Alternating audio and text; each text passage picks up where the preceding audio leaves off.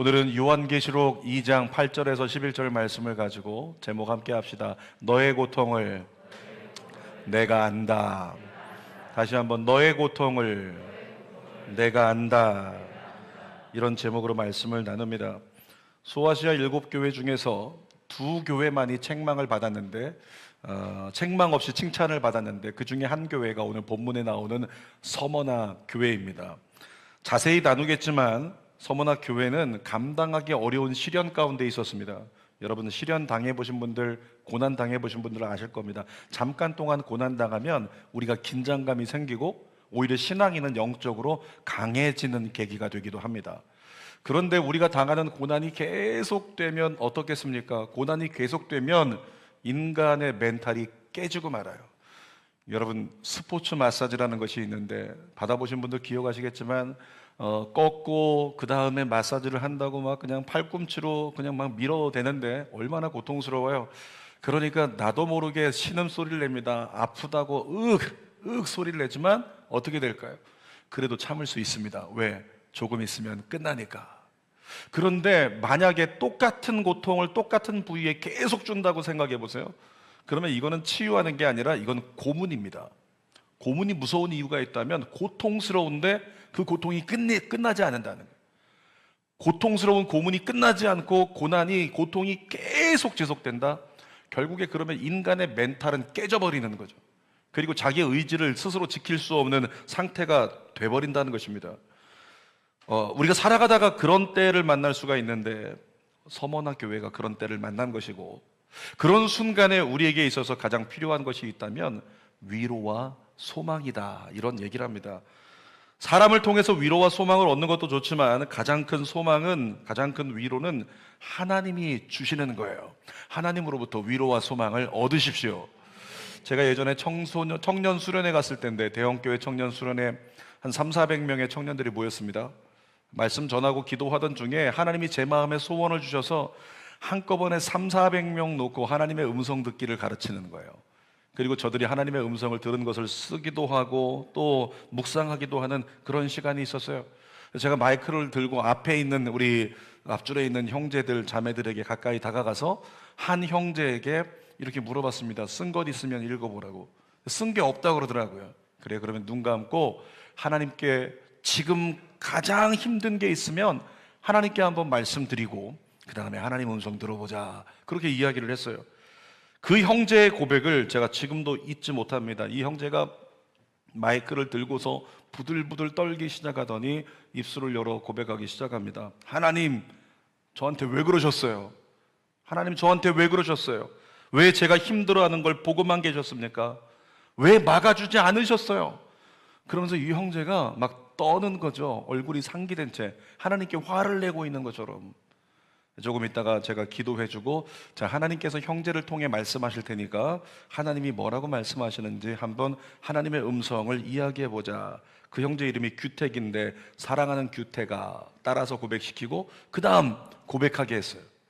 그랬더니 하나님의 음성이 어떻게 말씀하셨냐면, 사랑하는 규택아, 그 형제가 얘기하는 겁니다. 본인 스스로 사랑하는 규택아, 미안하다. 네가 얼마나 힘든지, 네가 얼마나 아픈지 내가 잘 안다, 이렇게 말씀하시는 거예요. 이해할 수 없겠지만 내가 널 사랑한다. 내가 널 반드시 회복시켜 줄 것이다. 나를 신뢰하고 조금만 더 의지하고 견디자. 이와 같이 말씀해 주신 하나님의 음성을 들어요. 그리고 나서 이 형제가 갑자기 막 울기 시작하는 거예요. 펑펑 울기 시작하는데 조금 있다가 제가 물어봤어요. 왜 그렇게 눈물이 났냐고. 근데 이 형제가 뭐라고 하냐면, 하나님이 너무 원망스러워가지고 왜 나를 이 고통 가운데, 많은 사람들 웬만하게 잘 살아가고 자녀들도 웬만하게 부모 잘 만나서 잘 살아가는데 왜 나는 이렇게 처절한 고통을 당해야 되고, 난 왜 이렇게 외로워야 되고, 난 왜 이렇게 아파야 되는가. 하나님, 왜 보고만 계세요, 이 고난을, 이 고통을. 이 형제가 그렇게 고백했는데 하나님이 뭐라고요? 네가 힘든 거 내가 안다. 하나님이 내가 지금 어떤 상황에 있는지, 내 마음이 어떤지, 얼마나 내가 지금 고난 가운데 억지로 예배드리고 견디고 있는 걸 하나님이 아신다.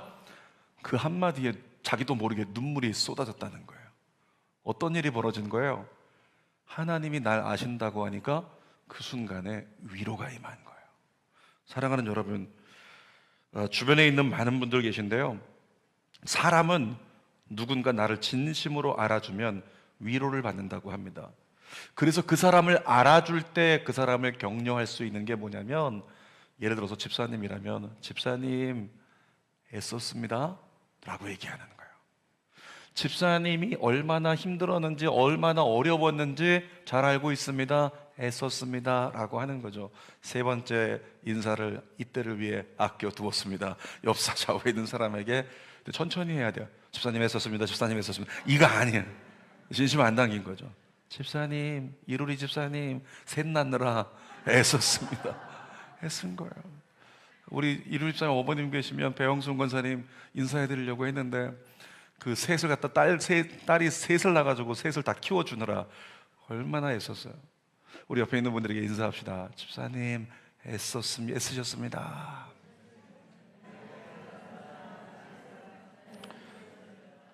자, 이 형제에게 하나님께서 내가 널 안다 그랬더니 그게 위로가 돼가지고 눈물이 나고, 그리고 마지막에 내가 반드시 너를 회복시켜 주리라, 그것이 이 형제에게 소망이 됐어요. 소망이 되니까 이 형제가 어떻게 됐을까요? 갑자기 회복이 됐어요. 그 순간 이후로 수련회 끝날 때까지 이 형제는 밝게 즐겁게 행복하게 수련회 잘 마치고 돌아갔습니다. 여러분, 이것이 위로와 소망의 힘입니다. 오늘 이 자리에 있는 여러분들에게도 하나님의 위로가, 하나님의 소망이 임하게 되시기를 주님의 이름으로 축복합니다. 자, 세 가지를 함께 나눌 텐데, 서머나 교회가 오늘 등장하는데, 이 서머나 교회를 향해서도 하나님이 위로와 소망을 주세요. 먼저는 하나님의 위로입니다. 9절 중반절 읽어보겠습니다. 내가 내 환난과 궁핍을 알거니와 실상은 내가 부요한 자니라. 서머나 교회는 환난이 있었대요. 이 환난은 총체적인 어려움, 팬데믹처럼 이런 어려움을 얘기하는 거고, 고금리 시대 이런 어려움을 얘기하는 거고, 환난도 있고 궁핍도 있대요. 이 궁핍은 뭐냐면 가난입니다. 진짜 가난한 거. 그러니까 이중고에 시달리고 있는 도시예요. 교회인 거예요, 서머나 교회는. 근데 서머나 교회가 있는 서머나 도시는 어떤 상황이냐면, 당시에 우상 숭배가 성행했고 황제 숭배가 강요되는 도시였어요. 황제에게 숭배하지 않으면 가만두지 않는다. 그러니까 기독교인들은 어떻습니까? 예수 믿는 사람들은 하나님만 섬기고 하나님만 경배해야 되는데 자꾸 황제를 숭배하고 황제가 강요하는 우상에도 절하라고 이야기하니까 그것을 거절하다가 시련이 많은 거죠. 그리스도인이라는 이유만으로 이들은 상업적으로 제한도 받았습니다. 여러분, 지금도 이스라엘은 유대인들이잖아요. 근데 유대인들 중에서 예수 그리스도를 믿는 사람들이 개종하여 나타납니다. 그들을 뭐라고 하냐면 메시아닉 주라고 하는 거예요. 예수 믿는다, 그것이 무슨 문제가 될까 싶지만, 유대인들 중에서 예수 믿는 사람은 학교를 못 갑니다. 물건을 사지 못하게 합니다. 거래처가 다 끊어져 버립니다. 그러니까 상업활동을 제대로 할 수가 없는 거예요. 상업활동을 하지 못하니까 점점 궁핍이 다가오겠죠. 이 서머나 교회가 그런 교회입니다. 이렇게 이중고에 시달리고 있었는데도 성경을 보면 서머나 교회는 충성을 다했고 신앙을 끝까지 지켰어요. 그런데 얼마나 감사한 교회인가 싶지만 그 대가는 혹독했습니다. 그들이 끝까지 신앙을 지켰던 대가로 서머나 교회는 순교하는 교회가 된 거예요. 대표적으로 서머나 교회 순교자 중에서 한 사람이, 여러분 들어보신 적이 있겠지만 폴리캅이라고 하는 사람이에요. 폴리캅 감독, 서머나 교회 감독, 담임 목사 폴리캅. 이 폴리캅은 예수를 믿고 예수를 전한다는 이유로 경기장에 끌려갑니다. 그래서 서머나를 다스렸던 총독에게 끌려가가지고 예수를 부인하지 않으면 널 죽이겠다 협박을 받아요. 근데 만약에 네가 예수 부인하면 너도 살려주고 너희 가족도 살려주고 너희와 함께한 모든 사람을 살려줄 테니까 예수 부인해라. 여러분 잘 상상 한번 해보십시오. 우리로 대입을 해본다면 갑자기 우리가 지금 붙들린 거예요. 여러분 모두의 목에 전부 다 이 착고 같은 게 차 있어요. 그리고 여러분 모두의 목에 단두대가 걸린 겁니다. 이제 여러분 목은 잘릴 직전 가운데 있는 거예요. 근데 앞에 한 사람이 총독이 나와가지고 얘기하는 거죠.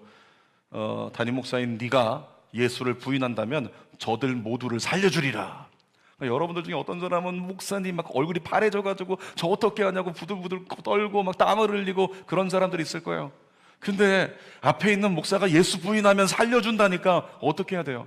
여러분들 가운데 끝까지 믿음을 지키라고 응원하는 사람도 있을지 모르겠지만 아마도 이쪽 블록에 한 명 정도, 저쪽 블록에 한 명 정도는 외칠지 몰라요. 목사님 뭐 하고 있냐고, 우리 죽게 됐는데 빨리 부인하지 않고 뭐 하냐고, 왜 머뭇거리냐고. 그렇게 하는 사람이 있지 않았을까? 그럴 수 있어요. 폴리캅이 그런 상황 가운데 있었어요. 네가 예수 부인하면 다 살려줄게. 근데 그때 폴리캅이 유명한 얘기를 했는데, 나는 86년 동안 예수를 섬겼는데 예수님은 한 번도 저를 배신하거나 저에게 잘못한 적이 없으십니다. 한 번도 저를 실망시키거나 저에게 잘못한 적이 없으신 분이 예수님이신데 내가 어떻게 그분을 배반해요? 내가 어떻게 나를 구원하신 내 왕을 부인할 수 있겠습니까? 그렇게 할 수 없습니다. 그러니까 총독이 더 협박합니다. 너 부인하지 않으면 사자굴에 던져버린다. 너 부인하지 않으면 불에 태워 죽여버린다. 이렇게까지 협박하고 위협을 했는데 결국에 폴리캅은 끝까지 예수를 부인하지 않았습니다. 그래서 모든 사람들이 보는 그 경기장에서 중앙에 기둥의 메인 채로 불에 타서 죽어버렸어요. 그렇게 순교한 사람이 폴리캅이라고 하는 거죠. 여러분, 아까도 얘기했던 것처럼 박해가, 시련이 계속되고 고통이 계속되면 인간의 멘탈은 끊어져 버리고 무너져 버리고 의지는 바닥을 치게 마련이거든요. 그런데 어떻게 폴리캅은, 그리고 어떻게 서머나교회는 어떻게 끝까지 신앙을 지킬 수 있었는가? 그 근거가 뭘까? 우리가 읽은 성경에서 찾아볼 수가 있어요. 9절 말씀 다시 한번 읽어볼까요? 내가 내 환난과 궁핍을 알거니와, 내가 내 환난과 궁핍을 안다. 여러분, 예수님으로부터 서머나 교회를 향한 위로의 말씀을 받았기 때문에 서머나 교회가 모든 시련을 이겨낼 수 있었던 거예요. 서머나 교회를 향한 주의 말씀이 이것이었습니다. 내 사랑하는 아들, 딸들아, 네가 지금 환난 가운데 있고 궁핍 가운데 있는 것 내가 안다. 무섭고 두렵고 아프겠지만 네가 믿음을 포기하지 않겠다고 그렇게 부들부들 떨면서 믿음을 지키려고 붙들고 있는 것 내가 안다. 이렇게 말씀해 주시니까 하나님이 날 아신다. 그것에 힘을 얻어서 끝까지 이 악물고 견뎌서 순교의 처형을 묵묵히 받아낼 수 있었던 폴리캅, 그리고 서머나 교회였다라고 하는 것입니다.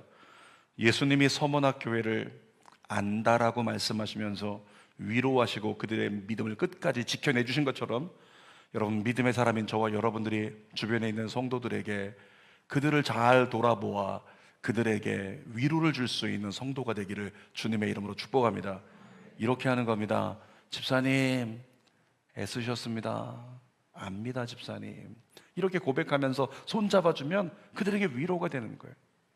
우리 여기 앞에 계신 우리 박충숙 권사님, 우리 신유균 집사님, 이제 귀가 안 들리신 지가 오래됐고 자전거 타다가 넘어지셔서 여기저기 막 깨지고 망가지고 또 아프시고 또 다치시고, 제가 그때마다 박충숙 권사님이 통화할 때 들었던 몇 마디의 고백이 지금도 생각이 나요.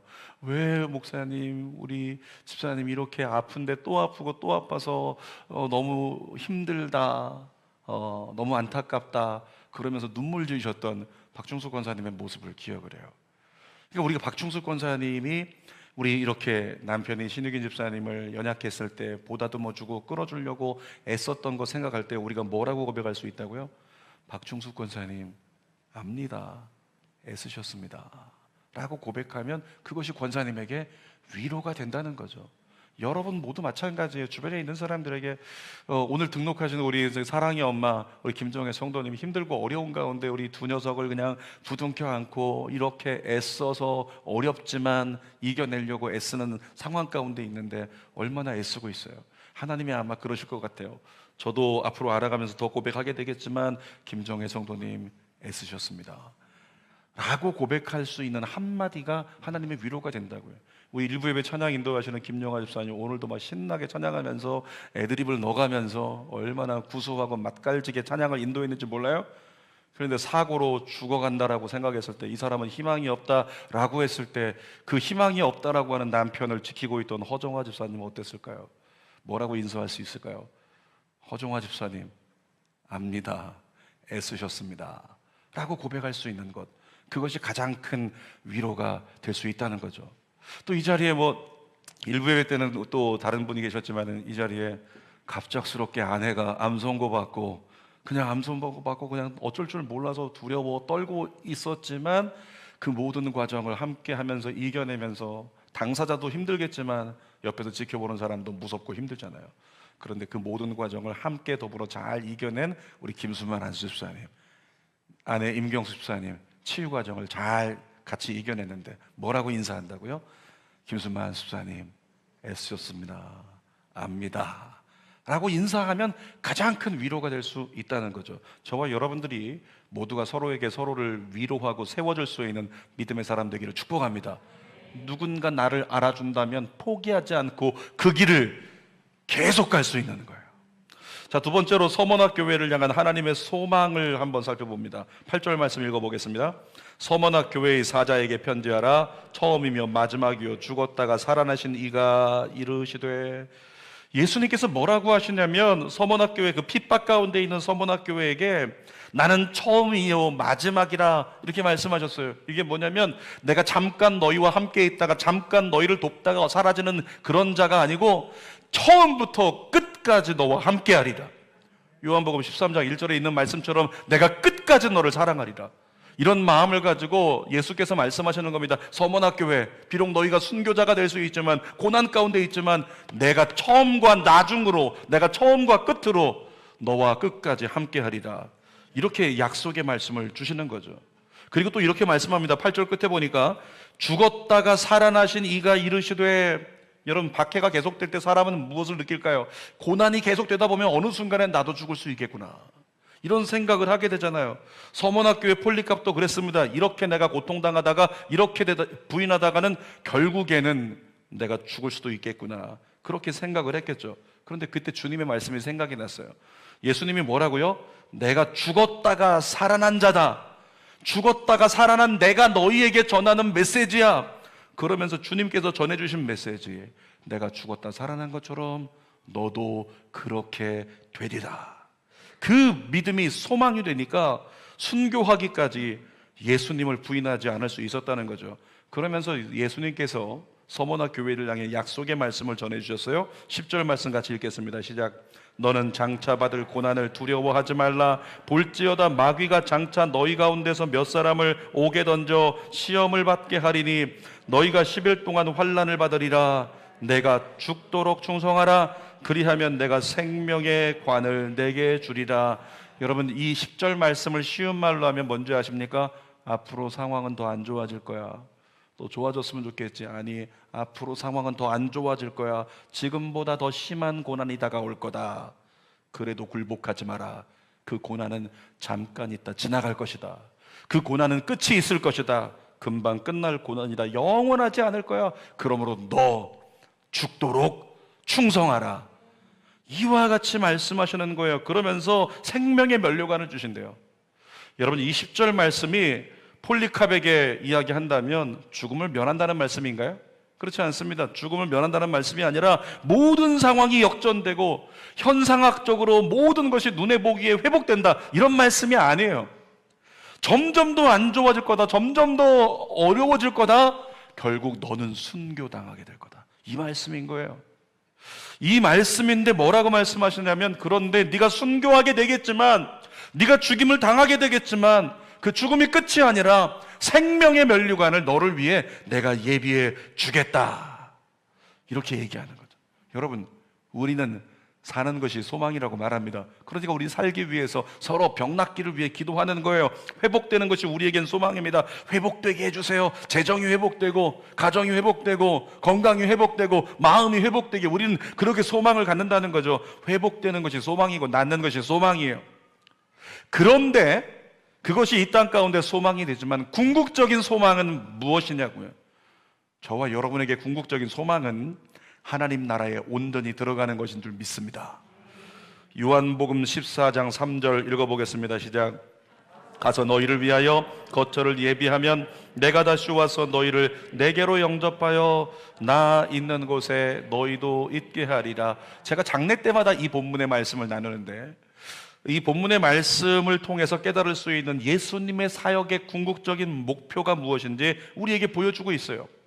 여러분, 잘 구분하십시오. 예수님의 사역의 궁극적인 목표는 사망과 저주와 죽음을 이기시고 부활을 통해 영생 천국에 들어가신 예수님처럼 우리도 하나님 나라에 안전하게 들어가는 것, 이것이 예수님의 사역의 궁극적인 목표라고 하는 거죠. 예수님이 말씀하십니다. 사는 게 힘들고 어렵지만 타협하지 말고 조금만 더 믿음 가지고 견뎌라, 이렇게 말씀하시는 겁니다. 이 땅 가운데서 네가 남들처럼, 금수저가 된 남들처럼 부유해지지 못할 수도 있다. 남들처럼 더 멋진 걸 누리지 못할 수도 있다. 이 땅에서 너는 끝까지 외로울 수도 있어. 그럼에도 불구하고 조금만 더 견뎌라. 조금만 더 나를 믿고 견뎌라. 내가 생명의 면류관을 너에게 주리라. 주님 우리에게 그렇게 약속하고 계신 거죠. 여러분, 이 말씀이 서머나 교회와 폴리캅에게 믿음이 된 거예요. 주님이 조금만 기다리면, 이 고난 조금만 견디면 생명의 면류관을 주시겠다라고 말씀하신 그 약속의 말씀, 이것이 소망이 돼가지고 오늘 모든 고난을 견디고 이길 수 있는 역사가 가능했다라고 하는 거죠. 자, 세 번째로 주님이 이렇게 말씀하십니다. 서머나 교회에게, 폴리캅에게, 오늘 이 자리에는 저와 여러분들에게 말씀하십니다. 함께 읽어봅시다. 죽도록 충성하라. 다시 한번, 죽도록 충성하라. 주님은 9절 말씀에서 실상과 허상에 대해서 말씀하세요. 9절 다시 한번 읽어봅시다. 내가 내 환난과 궁핍을 알거니와 실상은 내가 부요한 자니라. 자칭 유대인이라 하는 자들의 비방도 알거니와 실상은 유대인이 아니요 사탄의 회당이라. 여러분, 서머나 교회를 한번 떠올려 보세요. 서머나 교회는 표면적으로 어땠냐면 핍박이 계속 빗발쳐가지고 숨어서 예배드렸어요. 숨어서 모였습니다. 그리고 그들은 재정적으로 상업활동을 제대로 할 수 없으니까 궁핍해졌습니다. 가난했습니다. 작은 것을 가지고 나눠 먹는 그런 교회였어요. 서머나 교회의 모습은 굉장히 겉으로 보기에는 궁핍하고 궁상맞은 가난한 교회 같았다는 거죠. 그런데 이면적으로 서머나 교회의 실상을 예수께서 뭐라고 말씀하세요? 너는 부요한 자다, 이렇게 말씀하세요. 왜 그렇게 진단하셨냐면 믿음을 끝까지 지켰고, 믿음을 끝까지 지키고 이긴 자가 되고 있기 때문에 너는 천상에서 부요한 자다. 사랑하는 여러분, 이 땅에서 부요한 자가 아니라 천상에서 부요한 자로 인정받게 되길 축복합니다. 그러기 위해서는 오늘 힘들고 어렵지만 뭐하라? 믿음은 끝까지 지켜내라. 이렇게 우리에게 말씀하고 계신 거죠. 어떤 사람이 이기게 됩니까? 우린 찬송을 통해 늘 부르고 있어요. 어떤 사람이 이기는가? 돈 많고 성공하고 능력 있고 그렇게 무언가 잘난 사람이 이기는 게 아니고, 찬송가 가사가 얘기하고 있습니다. 찬송가 제목 주 믿는 사람 일어나 아시죠? 후렴 가사 기억하십니까? 믿음이 이기네.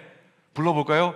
믿음이 이기네, 믿음이 이기네, 주 예수를 믿음이 온 세상 이기네. 아멘입니까? 뭐가 이긴다고요?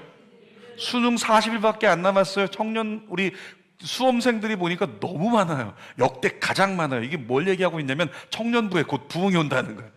이 아이들 다 올라가 버리면 청년부 전체 인원의 3분의 1이 돼요. 청년부가 막 부흥하는 거예요. 근데 이 아이들에게 대학의 문이 열리는 게 이기는 거라고요? 대학의 문이 한 번에 잘 열리는 게 이기는 거라고요? 원하는 데 가는 게 이기는 거라고요? 아니요. 그들이 끝까지 하나님의 도우심을 믿는 믿음이 있다면 그 믿음이 이긴다. 끝까지 하나님 나와 함께 하신다는 믿음이 있다면 그 믿음이 이긴다는 거예요. 자, 10절 중반절 말씀 다시 한번 읽어봅시다. 시작. 너희가 10일 동안에 환난을 받으리라. 내가 죽도록 충성하라. 그리하면 내가 생명의 관을 내게 주리라. 여러분, 폴리캅과 서머나 교회가 어떻게 그렇게 처형을 당하고 순교당하는데도 끝까지 믿음을 지킬 수 있었는가? 약속의 말씀 때문에 그래요. 어떤 약속의 말씀이요? 지금 읽었던 말씀. 너 죽도록 충성해라. 내가 생명의 면류관을 너에게 주리라. 죽도록 충성하래요. 충성이라고 하는 여기에 쓰인 단어, 헬라어로 피스토스라고 합니다. 이 충성이라고 번역되어 있지만 이 피스토스라고 하는 단어는 어떤 의미냐면 신뢰하는, 믿을만한, 신실한, 신임하는, 믿는. 그러니까 성경에 이 피스토스라고 하는 이 단어는요, 신뢰하다로 더 많이 쓰였어요. 여러분, 무엇을 얘기하고 있냐면 누가 충성하는 사람이 될 수 있는가? 하나님을 신뢰하는 사람이 충성하는 사람이 될 수 있다라고 하는 거죠. 하나님을 신뢰하시길 축복합니다. 그래야 하나님을 위해 충성할 수 있는 거예요.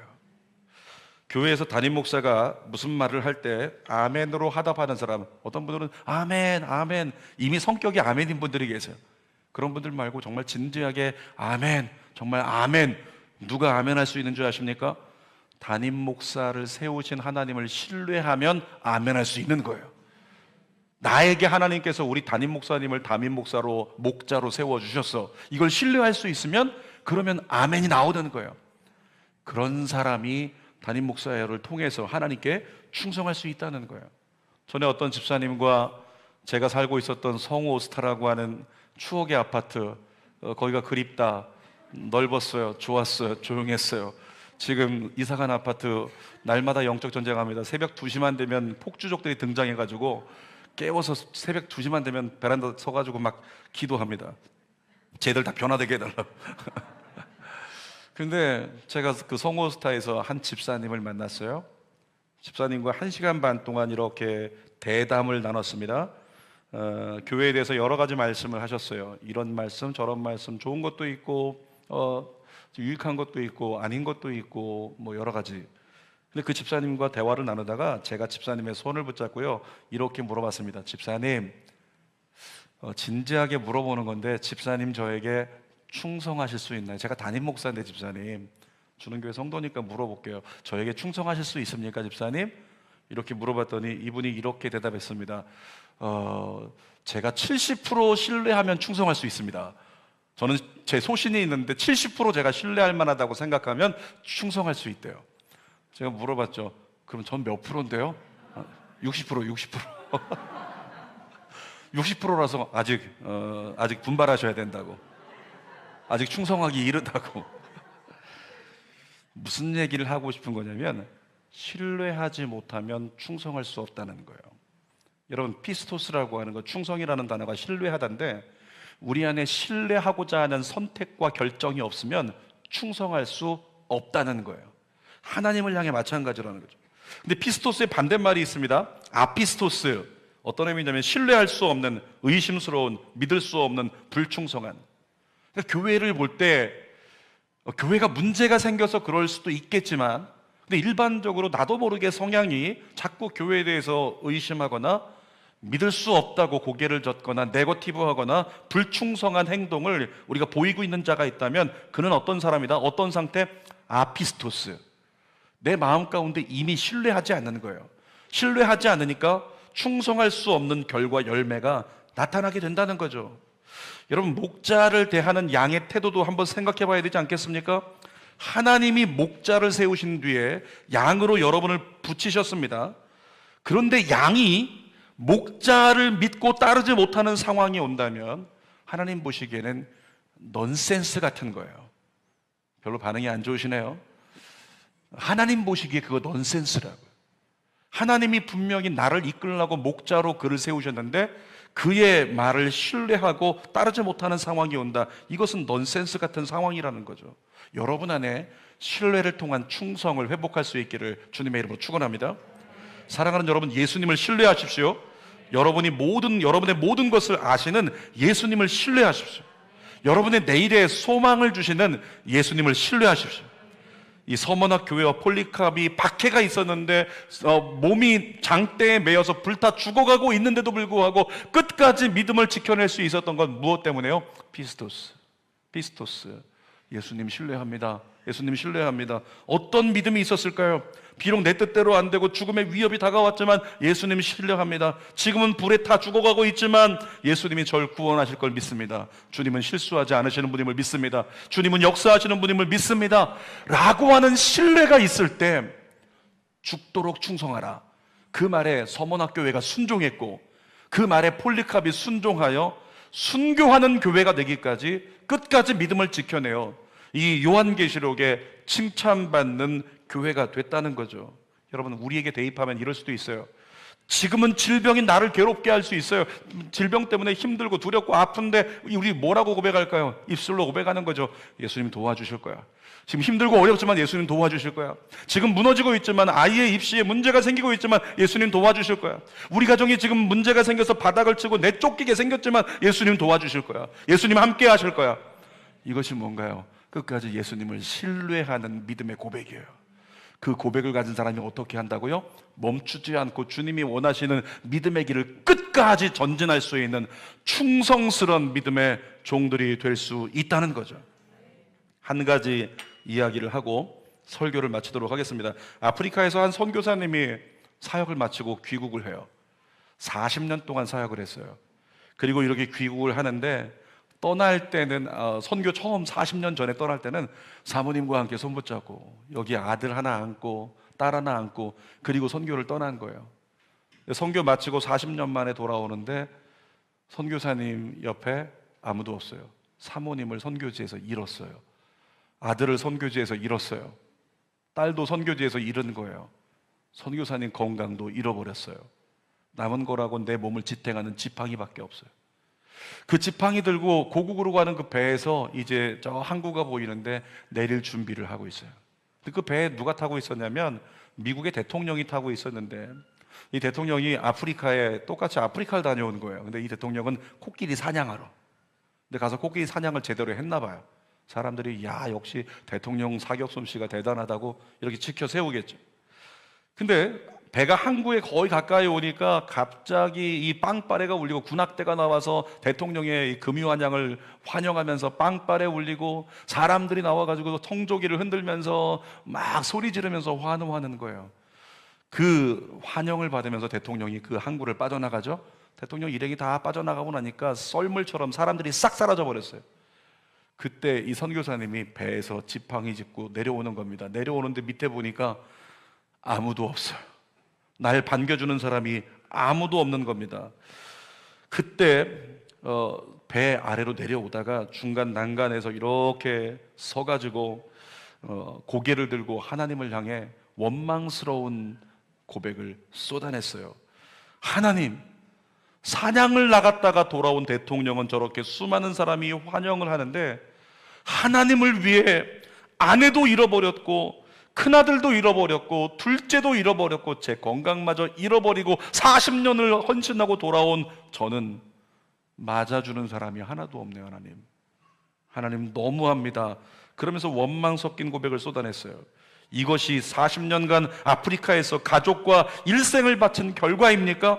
어떻게 그럴 수 있습니까? 그러면서 선교사님이 하염없이 울었어요. 근데 그때 이제 석양이 지고 있는 거예요. 석양이 지는 서쪽 하늘에서 세미한 음성이 들려오는데 하나님의 음성이었습니다. 사랑하는 내 종아, 사랑하는 내 아들아, 너는 아직 고향에 돌아오지 않았다. 너는 고향에 돌아오는 과정 가운데 있단다. 네가 진짜 고향에 돌아오는 날 군악대가 문제겠니? 군악대의 나팔 소리와 비할 수 없는 천군 천사들의 나팔 소리가 온 우주를 울려 퍼질 거다.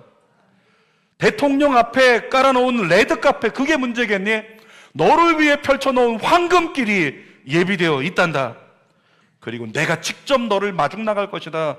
너를 사랑했던 가족들과 수많은 천국 성도들이 네가 천국에 입성하는 그것을 맞이하러, 고향에 돌아오는 그걸 맞이하러 모두가 함께 나가 너를 마중할 것이다. 사랑하는 종아, 사랑하는 아들아, 그때까지 잘 참고 인내해라. 영광의 그날을 볼 때까지 끝까지 충성해라. 충성이 뭐라고요? 피스토스. 충성이 뭐라고요? 피스토스가 다른 어떤 의미라고요? 신뢰하다. 그러니까 주님이 말씀하시는 거죠. 끝까지 죽도록 나를 신뢰해라. 그것만이 네가 사는 길이다.